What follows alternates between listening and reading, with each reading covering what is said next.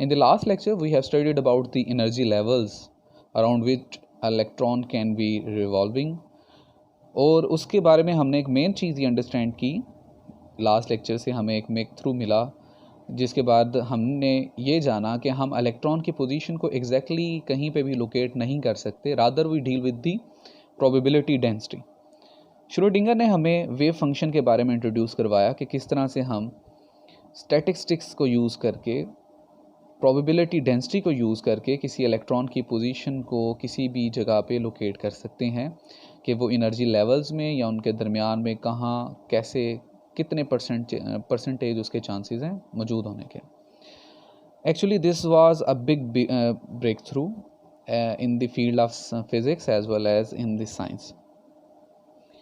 इससे पहले हम यही समझते थे कि हमारे पास जो इलेक्ट्रॉन है उसकी एक फिक्स एनर्जी लेवल है और वो एग्जैक्ट एक पोजीशन में रिवॉल्व कर रहे हैं, लेकिन with the study of quantum physics everything's change.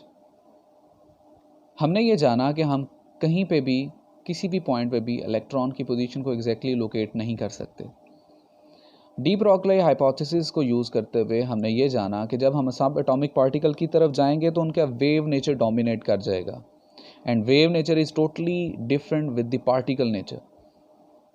उसके बाद हेज़नबर्ग प्रिंसिपल ने हमें यह भी बताया कि जब हम किसी भी इलेक्ट्रॉन की स्पीड के साथ डील कर रहे होंगे तो इनडायरेक्टली हम उसकी मोमेंटम के साथ डील कर रहे होंगे, and when you are dealing with the momentum of electron you can not locate its position.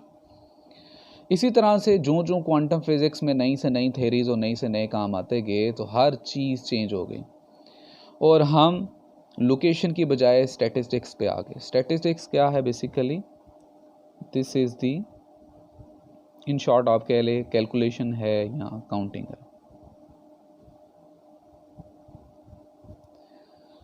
जिस तरह हमने लास्ट लेक्चर में भी देखा था कि हम वेव फंक्शन को यूज़ करके प्रोबेबिलिटी डेंसिटी निकाल सकते हैं और ये बता सकते हैं कि कहाँ पे सबसे ज़्यादा चांसेस हो सकते हैं इलेक्ट्रॉन की मौजूदगी के। फॉर एग्जांपल हमने देखा था कि अगर वेव फंक्शन के स्क्वायर जो है हमारे पास वो इक्वल आ जाए 1 के, तो दैट मीन इस पॉइंट पे उसकी 100% लोकेशन है। अदरवाइज़ और किसी भी पॉइंट पे जो है वो उसकी लोकेशन जो है वो डिफरेंट हो सकती है, उसकी प्रोबेबिलिटी डेंसिटी जो है वो डिफरेंट हो सकती है। यहाँ पे एक चीज़ का गौर करना ज़रूरी ये है कि प्रोबेबिलिटी डेंसिटी का मतलब ये है कि इलेक्ट्रॉन एट ए टाइम कई जगह हो सकता है। फॉर एग्जांपल एक जगह पे उसके होने की जो चांसेस हैं, जो वेव फंक्शन है उसका 90% है और एक जगह 10% है। ये ऐसे ही है जैसे मैं कहूँ कि एक बच्चा जो है वो एक टाइम पे अपने घर भी है और किसी और जगह पे भी है। यू कैन से दैट कि एक बंदा 90% अपने घर में है और 10% उसके कहीं और होने के चांसेस हैं। दैट्स मीन कि इलेक्ट्रॉन एक टाइम पे एक से ज़्यादा जगह भी हो सकता है। That was the biggest confusion and allusion thing जो कि हमें क्वांटम फिज़िक्स के बारे में जाना, और वहाँ पे आके हमें पता चला कि बेसिकली जो 19वीं सेंचुरी तक जो साइंटिस्ट ये समझ रहे थे कि हमने सारी की सारी चीज़ों को प्रॉपरली एक्सप्लेन कर दिया है, now there is no need to further explanation to any procedure और एनी प्रैक्टिकल। हम सारी चीज़ों को एक्सप्लेन कर चुके हैं। यहाँ पे आके हमें पता चला कि हमें किसी चीज़ के बारे में एग्जैक्टली पता ही नहीं। बेसिकली इंसान भी एटम से मिलके बना है, हर चीज़ एटम से मिलके बनी है। So if you are not sure about atom or its constituent particle, that's mean you are not sure about the things which are made by them। अगर आपको एटम और उसके कंस्टिट्यूट पार्टिकल के बारे में एग्जैक्टली किसी चीज़ के बारे में नहीं पता, हेज़नबर्ग प्रिंसिपल बेसिकली यही है, वो भी हमें एक किस्म की अनसर्टेनिटी बताता है जिसको हम अनसर्टेनिटी प्रिंसिपल बोलते हैं। तो that's mean there are so many thing to know which we still don't know. और नील बोहर के मुताबिक कोई बंदा अगर ये कहता है कि उसने क्वांटम फिज़िक्स के हर कंसेप्ट को पूरी तरह से एक्सप्लेन कर दिया और समझ लिया है, तो दैट्स मीन उसने क्वांटम फिज़िक्स ठीक तरह से पढ़ी ही नहीं है। Because there are so many thing and so many amazing ideas and unexplainable ideas, that's mean you can not say that आप जो हैं एक टाइम पे एक जगह पे ही हैं। लेकिन क्वांटम फिज़िक्स कहती है कि you can be more than 1 और more than 2 places at the same time. आप एक टाइम पे 1 या 2 या 3 से ज़्यादा जगहों पे भी हो सकते हैं, and this is all about quantum entanglement. So खैर ये सारे के सारे जो हमारे पास एक हिस्ट्री है क्वांटम फिज़िक्स की, उसमें हमें आके पता चला कि actually we are all about statistics, we are all about probability density counting. हम किसी के बारे में भी एग्जैक्टली उसकी लोकेशन के बारे में नहीं बता सकते। Here we are dealing with the particle like electron, sub atomic particle. So जब भी हम उनकी बात करेंगे तो हम बात करेंगे उनके स्टैटिस्टिक्स की, उनकी कैलकुलेशन की। काउंटिंग करने के बाद हम उनके बारे में थोड़ी बहुत इन्फॉर्मेशन दे सकते हैं। काउंटिंग चेंज होगी तो उनके बारे में इन्फॉर्मेशन भी चेंज होगी। अब ये जो हम काउंटिंग करेंगे वो दो चीज़ों के बारे में करेंगे। काउंटिंग आ सकती है ऑब्जेक्ट के बारे में और आ सकती है पार्टिकल के बारे में। Some time we are dealing with objects and some time we are dealing with particles. इन दोनों का मतलब क्या है? जो ऑब्जेक्ट है हमारे पास, हम उन्हें कह सकते हैं कि ये ऑब्जर्वेबल थिंग है, जिनको हम देख सकते हैं, ऑब्जर्व कर सकते हैं, और इनको हम क्लासिकल लॉज के मुताबिक जो है वो एक्सप्लेन करते हैं। न्यूटन के लॉज हो गए, हमारे पास सॉलिड्स के बारे में डिफरेंट लॉज हो गए, मैं फेरेडे और इस तरह सारे के सारे जो लॉज हैं उनसे हम एक्सप्लेन करते हैं। जबकि जो पार्टिकल हैं वो ऐसी चीज़ें हैं जिनको हम ऑब्जर्व नहीं कर सकते, और इनको फिर हम क्वांटम लॉ से डील करते हैं। We can not treat them as classical laws. जैसे मैंने आपको बताया कि जब हम एटम के स्ट्रक्चर के डीप एंड डीप जाते गए तो हमें पता चला कि क्लासिकल लॉज तो इन पे एप्लीकेबल ही नहीं होते। इसलिए टोटली हमने डिफरेंट स्टडी फिर स्टार्ट की और उधर से क्वांटम लॉज को जनरेट किया। Quantum laws, okay, classical laws में जो चीज़ें आती हैं, अगर ऑब्जेक्ट को हमने एक्सप्लेन करना हो तो हम उस पूरे के पूरे सिस्टम को एक्सप्लेन करते हैं। मैक्सवेल बोल्ट्जमैन डिस्ट्रीब्यूशन, अगर आपको पिछले कुछ लेक्चर्स पुराने याद हों तो उसमें हम मैक्सवेल बोल्ट्जमैन डिस्ट्रीब्यूशन को यूज़ कर चुके हैं किसी भी सिस्टम में एटम्स की डिस्ट्रीब्यूशन को एक्सप्लेन करने के लिए, इलेक्ट्रॉन की डिस्ट्रीब्यूशन को एक्सप्लेन करने के लिए। और अगर आपको याद हो, आपके माइंड में ये क्वेश्चन आना भी चाहिए कि हम तो इसको एटॉमिक लेवल पे भी हम इस डिस्ट्रीब्यूशन को यूज़ करते रहे हैं। जिस तरह हमने स्पेसिफिक हीट कैपेसिटी के लिए मॉडल जो पढ़े थे, उन तीनों में हमने मैक्सवेल बोल्ट्जमैन डिस्ट्रीब्यूशन को यूज़ किया था। तो ये तब का दौर था जब हमारे पास क्वांटम फिज़िक्स क्या भला है उसके बारे हमें कुछ पता ही नहीं था। हम हर चीज़ को क्लासिकल लॉज के मुताबिक ही एक्सप्लेन करने की कोशिश कर रहे थे। तो उसी टाइम पे जो हमने जितने भी मॉडल स्टडी किए थे उसमें हमने मैक्सवेल बोल्ट्जमैन डिस्ट्रीब्यूशन को ही यूज़ किया था। लेकिन उसके बाद क्वांटम लॉज के आने के बाद हमारे पास दो फेमस डिस्ट्रीब्यूशन आई। आप कह लें कि दो फेमस फंक्शन आए जो कि क्वांटम लेवल पे एटम्स की, इलेक्ट्रॉन की डिस्ट्रीब्यूशन को बताने के लिए यूज़ हो सकते हैं। जिस तरह आज का जो हमारा लेक्चर है वो फर्मी डायरेक्ट डिस्ट्रीब्यूशन फंक्शन के बारे में है। ये हमें बताता है कि किस तरह इलेक्ट्रॉन जो है वो किसी भी एनर्जी लेवल पे किस तरह से डिस्ट्रीब्यूट होता है। लास्ट लेक्चर में हमने ये देख लिया कि वो एक वेव की तरह बिहेव कर रहा है, इट कैन बी एनीवेयर। उसकी जो डिस्ट्रीब्यूशन है, जो स्टैटिस्टिक्स हैं, उसको हम कैसे स्टडी करेंगे? फर्मी डायरेक्ट डिस्ट्रीब्यूशन से। क्लासिकल लॉ में हमारे पास डिस्ट्रीब्यूशन मैक्सवेल बोल्ट्जमैन डिस्ट्रीब्यूशन आ गई, और क्वांटम लॉ में हमारे पास दो डिस्ट्रीब्यूशन होती हैं, एक है फर्मी डायरेक्ट डिस्ट्रीब्यूशन और एक है Bose Einstein distribution. Fermi direct हमारे पास फर्मी और डायराक दो डिफरेंट साइंटिस्ट ने मिलकर इसको जो है वो कैलकुलेट किया था, और बोस और आइंस्टाइन ये इन्होंने मिलकर इसको अलग से फाइंड आउट किया था। ओके, हमारे पास क्वांटम लॉज में जो हम डिस्ट्रीब्यूशन यूज़ करते हैं, फर्मी डायरेक्ट डिस्ट्रीब्यूशन और बोस आइंस्टाइन डिस्ट्रीब्यूशन, इसमें ये चीज़ याद रखें कि इन दोनों डिस्ट्रीब्यूशन में हम ऐसे पार्टिकल को स्टडी कर रहे होते हैं, दे आर इनडिस्टिंग्विशेबल। इनडिस्टिंग्विशेबल का मतलब है कि हम उनमें डिफरेंस नहीं फाइंड आउट कर सकते। ये ऐसी है जैसे एक कमरे में हमारे पास 10 बंदे हैं और 10 के 10 की शक्लें, कपड़े, हर चीज़ सेम है। We can not say that कौन है जो उनको पहली दफ़ा देख रहा है।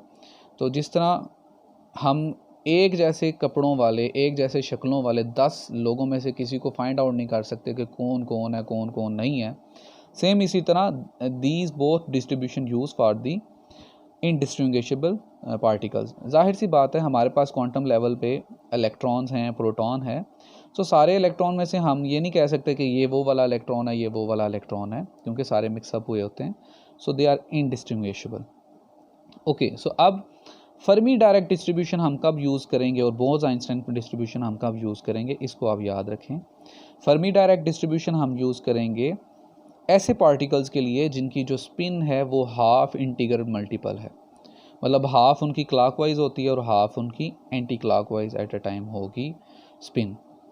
सो ये पार्टिकल्स हैं फर्मियॉन्स, इनके नाम पे ही फर्मी डायरेक्ट डिस्ट्रीब्यूशन के नाम पे इनको हम बोलते हैं फर्मियॉन्स। ऐसे पार्टिकल्स जिनकी हाफ इंटीग्रल स्पिन होती है, हाफ या क्लॉकवाइज होगी या हाफ एंटी क्लॉकवाइज होगी। फॉर एग्जांपल इलेक्ट्रॉन्स, इलेक्ट्रॉन्स जो हैं हमारे पास दे आर बेसिकली फर्मियॉन्स, एक एग्जांपल है उनकी। इनकी जो स्पिन होती है वो हाफ इंटीग्रल मल्टीपल होती है। और आपने पॉली एक्सक्लूजन प्रिंसिपल में पढ़ा भी हुआ है कि दो electron with the opposite spin can not be exist at the same state. हमारे पास दो इलेक्ट्रॉन जिनकी स्पिन ऑपोजिट है वो कभी भी एक स्टेट में एग्जिस्ट नहीं कर सकते। सो ये प्रिंसिपल है पॉली एक्सक्लूजन प्रिंसिपल, इलेक्ट्रॉन इसको फॉलो करते हैं, इनको हम फर्मियॉन भी बोलते हैं। और ये इसकी रीज़न ये है कि इनकी निशानी है कि इनकी हाफ इंटीग्रल स्पिन होगी। उन पार्टिकल को एक्सप्लेन करने के लिए हम यूज़ करेंगे फर्मी डायरेक्ट। जबकि ऐसे पार्टिकल जो कि इनडिस्टिंग्विशेबल होंगे, फ़र्क सिर्फ ये है कि उनका जो इंटीग्रल मल्टीपल होगा, जो स्पिन होगी उनकी कंप्लीट इंटीग्रल मल्टीपल होगी, मतलब हाफ नहीं होगी, कंप्लीट वन उनकी स्पिन होगी। इन पार्टिकल्स को हम बोलते हैं बोसॉन्स।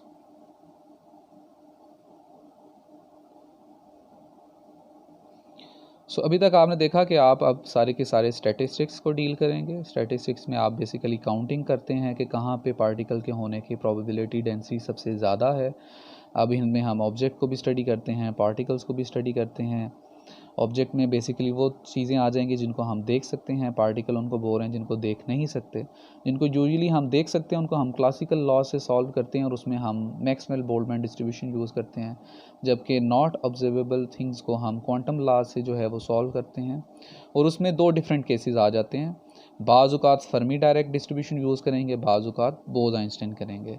जब ये वाली कंडीशन फुलफ़िल हो रही होंगी तो फर्मी डायरेक्ट करेंगे, जब ये वाली कंडीशन फुलफ़िल हो रही होंगी तो हम ये वाली यूज़ करेंगे। सो अब आते हैं आपके आज के मेन जो टॉपिक है, effect of temperature on Fermi Dirac distribution function. ये मेनली आपका आज का टॉपिक था, लेकिन बेसिकली ये प्योरली क्वांटम फिज़िक्स का टॉपिक है।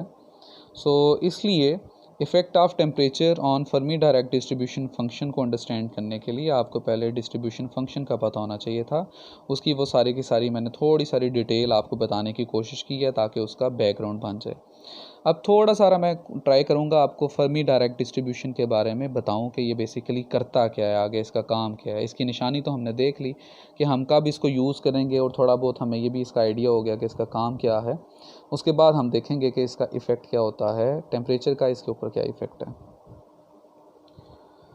सो बेसिकली जो हम इसको डिफ़ाइन करते हैं फर्मी डायरेक्ट डिस्ट्रीब्यूशन फंक्शन को, ये बेसिकली हमें इंफॉर्मेशन प्रोवाइड करता है कि फर्मियॉन जो हैं किस तरह से एनर्जी लेवल्स में डिस्ट्रीब्यूट हैं। इसको ऑक्यूपेंसी फंक्शन भी बोलते हैं कि ये हमें बताता है कि किस तरह से किन किन फर्मियॉन्स ने, इलेक्ट्रॉन ने किस तरह से कोई पर्टिकुलर एनर्जी लेवल को ऑक्यूपाई किया हुआ है, कौन सी एनर्जी लेवल पे वो मौजूद हैं और कौन सी एनर्जी लेवल पे वो नहीं मौजूद, डिस्ट्रीब्यूट किस तरह से हुए हुए हैं, इसकी वो इन्फॉर्मेशन हमें बताता है। और मैं बता चुका हूँ फर्मियॉन्स वो हैं जिनकी हाफ इंटीजर स्पिन होती है और वो पॉली एक्सक्लूजन प्रिंसिपल को ओबे करते हैं। इसके मुताबिक जो इलेक्ट्रॉन है जो कि फर्मियॉन है वो एट ए टाइम एक सिंगल क्वांटम स्टेट में हो सकता है, इसके साथ दूसरा इलेक्ट्रॉन मौजूद नहीं होगा। जिस तरह से सोडियम में हमारे पास उसका एटॉमिक नंबर 11 है तो इसके हमने इलेक्ट्रॉनिक कन्फिग्रेशन इस तरह से लिखते हैं। तो पहले हम बोलते थे कि ये एक लेवल है, दूसरा लेवल है, तीसरा लेवल है, लेकिन अब उस लेवल के अंदर भी वो जो बैंड थ्योरी भी हमने देखी थी उसके अंदर भी हमारे पास बेशुमार जो हमारे पास एनर्जी के बैंड्स बने हुए हैं। उन बैंड्स के अंदर क्वांटम स्टेट्स हैं जिनमें हमारे सारे के सारे इलेक्ट्रॉन जो हैं वो डिस्ट्रीब्यूट हुए हैं। और उन बैंड्स के दरमियान कुछ इस तरह के बैंड होते हैं जिनको फॉरबिडन एनर्जी गैप भी बोलते हैं कि वहाँ पे इलेक्ट्रॉन नहीं मौजूद या उनकी प्रोबेबिलिटी वहाँ पे होने में सबसे कम है। तो जिस तरह से वो डिस्ट्रीब्यूट किस तरह से हुए हैं ये सारे का सारा हमें फर्मी डायरेक्ट डिस्ट्रीब्यूशन फंक्शन बताएगा। इसकी एग्जांपल आप इस तरह से ले सकते हैं कि लेट्स सपोज आपके जो यूनिवर्सिटी है उसमें लेट्स सपोज 20 कमरे हैं। अब उन 20 कमरों में से एक कमरा है, उसके अंदर आपने बिठाने हैं 11 स्टूडेंट्स। अब 11 स्टूडेंट जब आपने बिठाने हैं वहाँ पे तो वहाँ पे 11 स्टेट्स का होना ज़रूरी है। 11 स्टेट से मुराद है 11 सेल का होना ज़रूरी है, जो भी आप इसको ज़्यूम कर लें। 11 क्वांटम स्टेट्स का वहाँ पे होना ज़रूरी है। सो नंबर ऑफ़ इलेक्ट्रॉन या नंबर ऑफ़ फर्मियन को आप अगर n से रिप्रेजेंट करें तो जो नंबर ऑफ़ स्टेट्स होंगी जो उनको ऑक्यूपाई करनी है उसको आप करेंगे g से। मतलब अगर स्टूडेंट 11 है तो n हो जाएगा 11। तो अब 11 स्टूडेंट्स के लिए हमें कमरे में कम से कम चेयर्स कितनी चाहिए? 11 ही चाहिए। 11 से कम नहीं हो सकती क्योंकि अकॉर्डिंग टू रूल एक चेयर पे एक बंदा ही बैठ सकता है और बैठेगा। इसी को आप अज्यूम कर लें कि इलेक्ट्रॉन भी एक चेयर पे एक इलेक्ट्रॉन ही बैठेगा, दूसरा कोई उसके साथ नहीं बैठ सकता। तो चेयर 11 मिनिमम होगी, 11 से ज़्यादा भी हो सकती हैं।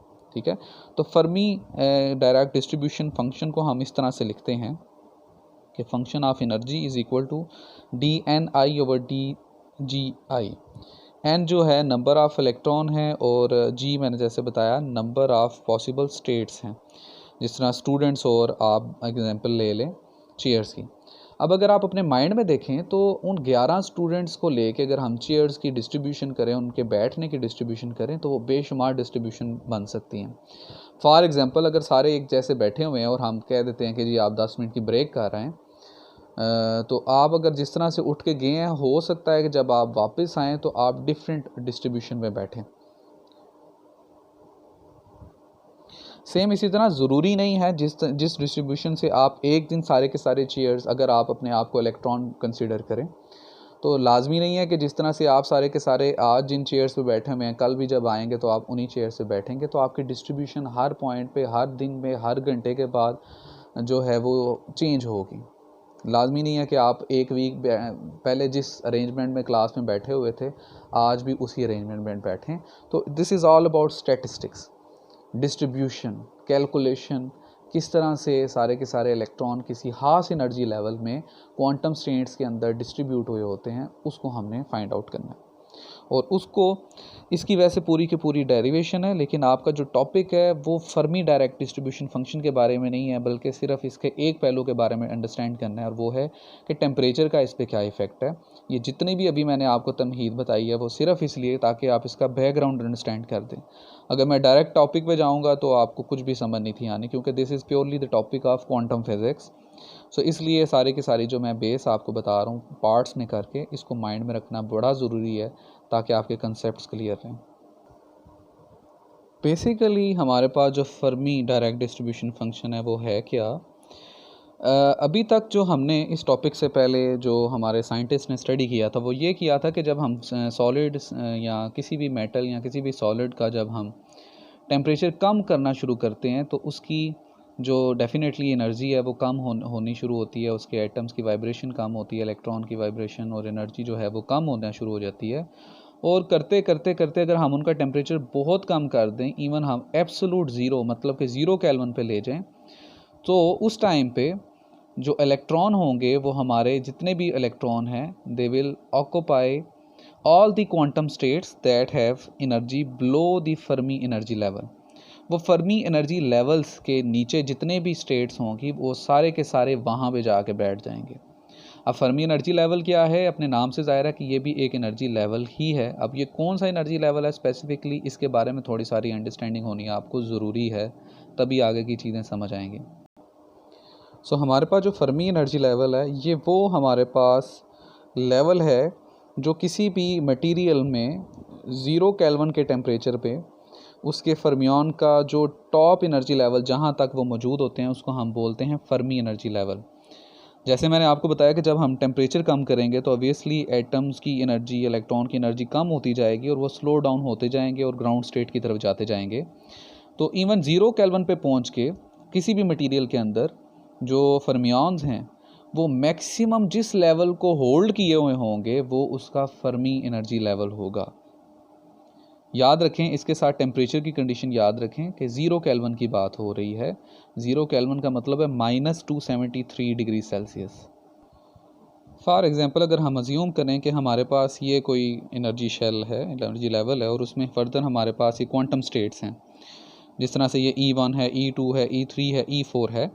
तो जब हम टेम्परेचर कम करते जाएंगे इलेक्ट्रॉन का किसी एक खास मटेरियल में तो उनका टेम्परेचर कम होने की वजह से एनर्जी कम होती जाएगी और वो स्लो डाउन होते जाएंगे। तो लेट्स सपोज हमारे पास ये एक EF है जिसको मैंने शो किया हुआ है, ये फर्मी एनर्जी लेवल है। यहाँ पे 0 केल्विन पे लेट्स सपोज यहाँ तक हमारे पास एक मैक्सिमम फर्मियान जो सबसे टॉप लेवल पे था वो यहाँ पे मौजूद था, तो ये उसका क्या हो जाएगा, फर्मी एनर्जी लेवल। अगर इससे नीचे वाला था तो डेफिनेटली फर्मी एनर्जी लेवल हम E4 को बोलेंगे। अगर उससे भी नीचे था मैक्सिमम वाला तो E3 हो जाएगा। सेम इसी तरह अगर हम यहाँ से अज्यूम कर सकते हैं कि अगर हम टेम्परेचर बढ़ाना शुरू करें तो फर्मियान की एनर्जी बढ़ेगी, तो definitely they will move upside. तो हो सकता है वो उनका जो एनर्जी लेवल है वो इसकी बजाय E5 या इससे ऊपर या इससे ऊपर या इससे ऊपर चला जाएगा। सो इस तरह से हमारा फर्मी एनर्जी लेवल जो है हम यहाँ से प्रिडिक्ट भी कर सकते हैं कि जो टेम्परेचर जो इंक्रीज़ होगा तो इसकी मूवमेंट होगी, टेम्परेचर चेंज करने से फर्मी एनर्जी लेवल जो है वो चेंज होगा। अब ये हम क्यों पढ़ेंगे बच्चे, क्योंकि नेक्स्ट कल को अगर आप देखेंगे तो आप फर्मी एनर्जी लेवल की पोजीशन को देख के बता सकते हैं कि कोई भी हमारे पास जो मटेरियल है वो कंडक्टर है। इवन सेमीकंडक्टर में आप बता सकते हैं कि वो P टाइप है या N टाइप है।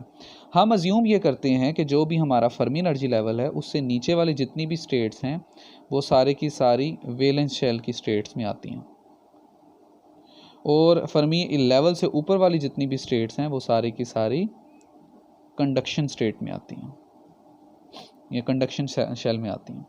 तो जितना हमारा फर्मी लेवल ऊपर मूव करता जाएगा मिड पॉइंट से, उतना उसमें जो कंडक्शन का प्रोसेस है वो बढ़ता जाएगा, और जितना फर्मी लेवल नीचे वैलेंस की तरफ मूव करता जाएगा दैट्स मीन उसका कंडक्शन वाला जो बैंड है वो उतना ज़्यादा एम्प्टी है। और अगर कंडक्शन वाले बैंड में इलेक्ट्रॉन मौजूद नहीं है, फर्मियान मौजूद नहीं है, तो उसकी कंडक्टिविटी बढ़ जाएगी। ये इसका एक एक्सपेक्ट मैं जो है वो आपको बता रहा हूँ।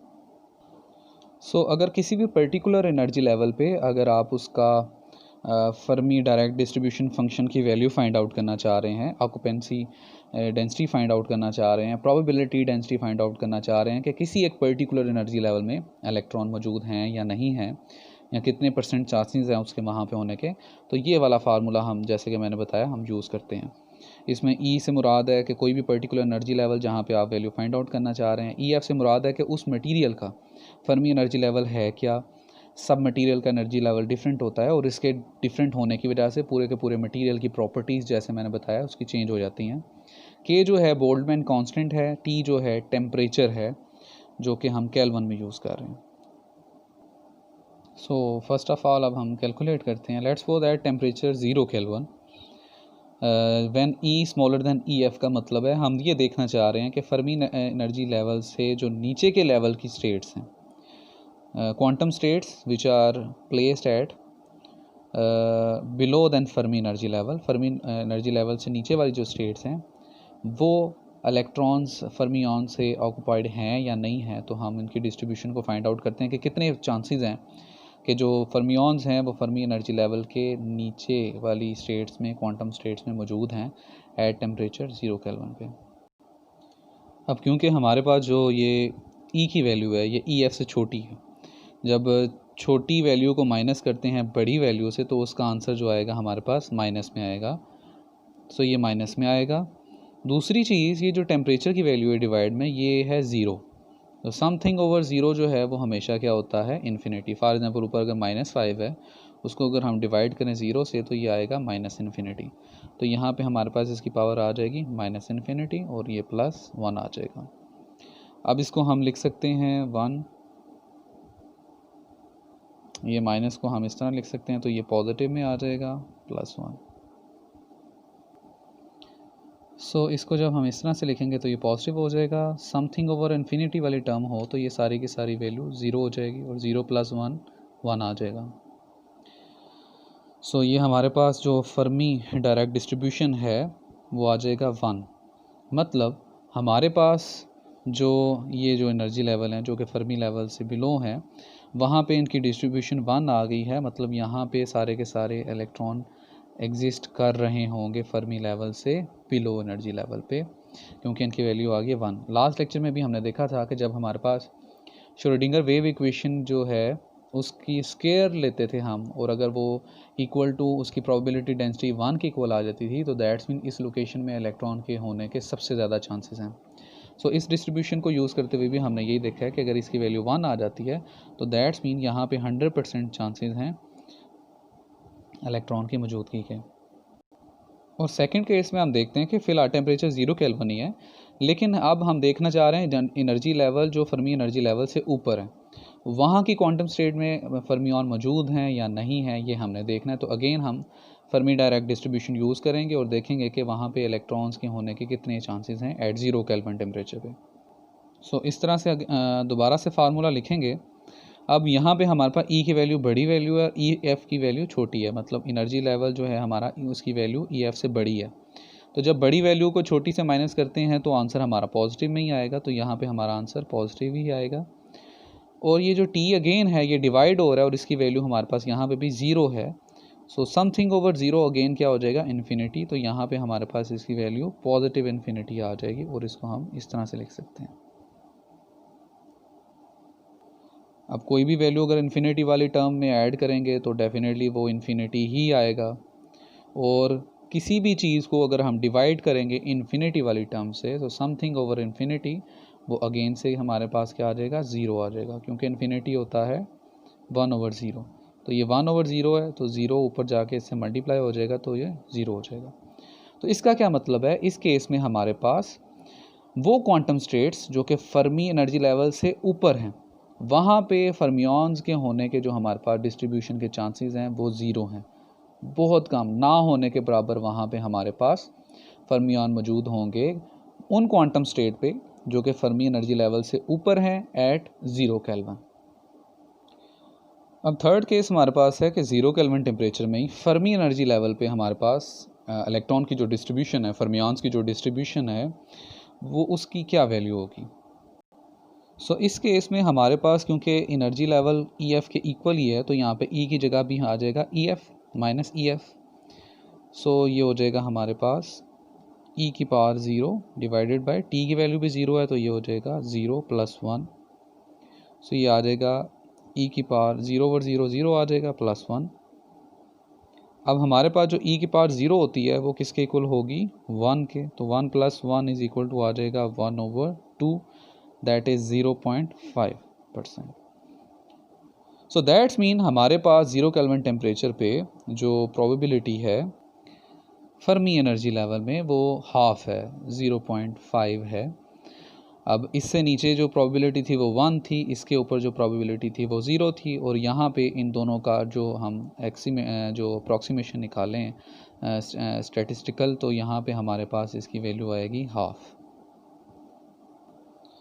अब लास्ट पे अगर हम इसी फंक्शन को यूज़ करते हुए देखें ऐसा केस जब हम टेम्परेचर की वैल्यू बढ़ाते जाएं और 0 केल्विन से बहुत ज़्यादा बढ़ा दें, तो जैसे मैंने लिखा, अगर हम, क्योंकि यहाँ पे टेम्परेचर की जो वैल्यू है ये डिवाइड हो रही है, जब हम टेम्परेचर की वैल्यू बढ़ाते जाएंगे तो इस एक्सपोनेंशियल की वैल्यू डिक्रीज़ करती जाएगी, और एक मोमेंट आएगा जहाँ पे जाके इसकी वैल्यू जो है वो 0 हो जाएगी, और एक्सपोनेंशियल की वैल्यू जब 0 होती है तो हमारे पास इसका आंसर आ जाएगा 1। तो दैट्स मीन कि जो जो हम टेम्परेचर की वैल्यू बढ़ाते जाएंगे हमारे पास इस फर्मी फंक्शन की जो वैल्यू है ये भी बढ़ती जाएगी। So that means, so by increasing temperature the number of electron increase in the quantum states above the Fermi energy level. तो जो जो हम टेम्परेचर को इंक्रीज़ करते जाएंगे, जो फर्मी लेवल से ऊपर हमारे पास पहले क्वांटम स्टेट थी जो फर्मी लेवल से नीचे थी, वहाँ के जो इलेक्ट्रॉन है वो एक्साइट होकर उससे ऊपर जंप करना शुरू कर देंगे। एंड इट मेक सेंस कि जब भी इलेक्ट्रॉन को हम एक्सटर्नल एनर्जी दें, टेम्परेचर जो है वो डेफिनेटली उनकी काइनेटिक एनर्जी को बढ़ाएगा। काइनेटिक एनर्जी उनकी बढ़ेगी तो डेफिनेटली उनकी मोशन बढ़ेगी, मोशन बढ़ेगी तो उनकी एक्साइटेशन जो है वो ज़्यादा होगी, और एक टाइम पे वो इतनी एनर्जी गेन कर लेंगे कि वो अपना जो फर्मी एनर्जी लेवल है उसको जंप करके ऊपर वाले कंडक्शन बैंड में जाना शुरू कर देंगे। ओके स्टूडेंट्स, आज के लेक्चर में जो चीज़ें हमने कवर करने की कोशिश की है, सबसे पहले मैंने आपको थोड़ा इंट्रोडक्शन देने की ट्राई किया है कि क्वांटम स्टैटिस्टिक्स होता क्या है, इसकी ज़रूरत क्यों पेश आई और इसकी टाइप्स क्या हैं। जिस तरह मैंने आपको फर्मी डायरेक्ट डिस्ट्रीब्यूशन और बोस-आइंस्टाइन डिस्ट्रीब्यूशन के बारे में बताया, और बताया ये भी कि दोनों में फ़र्क क्या है, कब कौन सी जो है डिस्ट्रीब्यूशन हम यूज़ करेंगे। उसके बाद हमने देखा कि हमारे पास जो यूज़ ऑफ क्वांटम स्टैटिस्टिक्स है वो क्या है, हमें किस चीज़ के बारे में इंफॉर्मेशन देता है, कैसे इसने क्वांटम स्टेट्स को इंट्रोड्यूस करवाया और बताया कि हमारे पास जो फर्मियंस हैं या बोसॉन्स हैं या जो भी पार्टिकल्स हैं जो कि नॉन ऑब्जर्वेबल हैं, किस तरह से हम उनकी प्रोबेबिलिटी डेंसिटी को, ऑक्यूपेंसी डेंसिटी को उनकी जो मौजूदगी जो है उनकी स्टैटिस्टिक्स के बारे में कैसे फाइंड आउट कर सकते हैं बाय यूजिंग क्वांटम स्टैटिस्टिक्स। उसके बाद हमने देखा थोड़ा बहुत कि फर्मी लेवल होता क्या है, और मैंने ये भी आपको बताया कि फर्मी एनर्जी लेवल को देख के हम किसी मटेरियल की जो उसकी फ़ीचर्स हैं उसके बारे में क्या इन्फॉर्मेशन दे सकते हैं। उसके बाद हमने देखा कि किस तरह फर्मी डायरेक्ट डिस्ट्रीब्यूशन फंक्शन को यूज़ करके यह बेसिकली है क्या और इसका यूज़ क्या है, ये हमने देखा। और लास्ट में हमने देखा कि टेम्परेचर का जो इफ़ेक्ट है फर्मी एनर्जी लेवल पे वो क्या है, और जो हमारे पास फर्मियॉन्स होते हैं उन पे टेम्परेचर का इफ़ेक्ट क्या है, टेम्परेचर बढ़ाने से क्या होता है, टेम्परेचर कम करने से क्या होता है, और 0 केल्विन पे वो कहाँ पे मौजूद होते हैं। ये सारी की सारी चीज़ें आज हमने 4 पॉइंट्स में क्लियर की हैं।